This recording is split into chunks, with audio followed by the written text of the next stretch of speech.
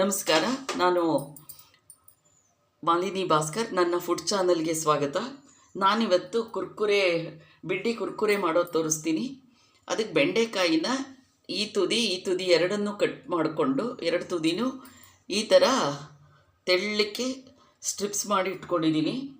ಇದಕ್ಕೀಗ 2 tea spoon ಮೆಣಸಿನ ಪುಡಿ, 1 tea spoon ಧನಿಯಾ ಪುಡಿ, 1/4 ಚಮಚ ಜೀರಿಗೆ ಪುಡಿ ಹಾಕ್ಕೊಂಡಿದ್ದೀನಿ.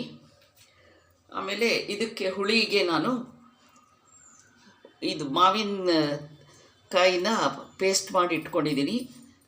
ಇದಿಲ್ಲ ಅಂದರೆ ನೀವು ಬೇಕಾದ್ರೆ ನಿಂಬೆಹಣ್ಣು ಹಾಕ್ಕೋಬೋದು, ಅಮ್ಚೂರು ಪೌಡ್ರ್ ಹಾಕ್ಕೋಬೋದು. ನಾನು ಫ್ರೆಶ್ ಆಗಿ ಮಾವಿನಕಾಯಿ ಸಿಗುತ್ತಲ್ಲ, ಅದಕ್ಕೋಸ್ಕರ ಅದನ್ನು ಚೆನ್ನಾಗಿ ರುಬ್ಬಿಟ್ಕೊಂಡಿದ್ದೀನಿ.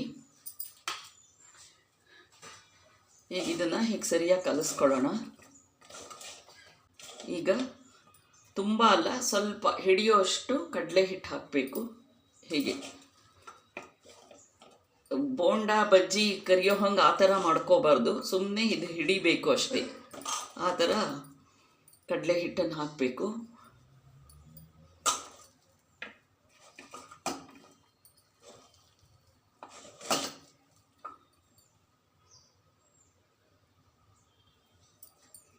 ಆಮೇಲೆ ಕ್ರಿಸ್ಪಿನೆಸ್ ಬರಲಿ ಅಂತ ನಾನು ಒಂದು ಸ್ವಲ್ಪನೇ ಒಂದು ಸ್ಪೂನಷ್ಟು ಅಕ್ಕಿ ಹಿಟ್ಟು ಹಾಕ್ತಾಯಿದ್ದೀನಿ.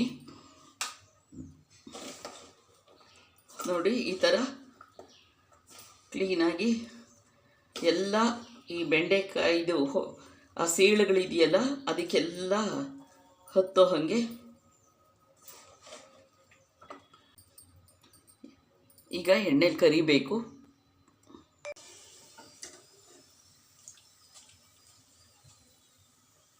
ಮುಂಚೆ ಹೈಯಲ್ಲಿ ಇಡಬೇಕು. ಒಂದು 2-3 ನಿಮಿಷ ಆದಮೇಲೆ ಮೀಡಿಯಮ್ ಫ್ಲೇಮ್ನಲ್ಲಿ ಕರಿಬೇಕು. ಇದನ್ನು ಗರ್ಗರಿ ಆಗೋ ತನಕ ಸ್ವಲ್ಪ ನಿಧಾನ ಆಗುತ್ತೆ, ಯಾಕೆಂದರೆ ಬೆಂಡೆಕಾಯಿ ಹಸಿ ಅಲ್ವಾ.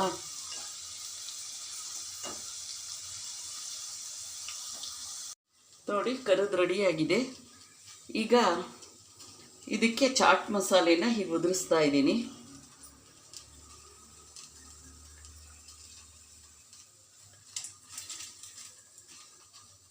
ನೋಡಿ ಎಷ್ಟು ಕ್ರಿಸ್ಪಾಗಿದೆ. ಆರಿದ್ಮೇಲೆ ಕ್ರಿಸ್ಪ್ ಆಗುತ್ತೆ, ಮುಂಚೆ ಸ್ವಲ್ಪ ಮೆತ್ತಗನೋ ಅನಿಸುತ್ತೆ. ಬಟ್ ನೋಡಿ ಎಷ್ಟು ಆರಾಮಾಗಿ ಮುರಿತಾ ಇದ್ದೀನಿ ಅಂತ.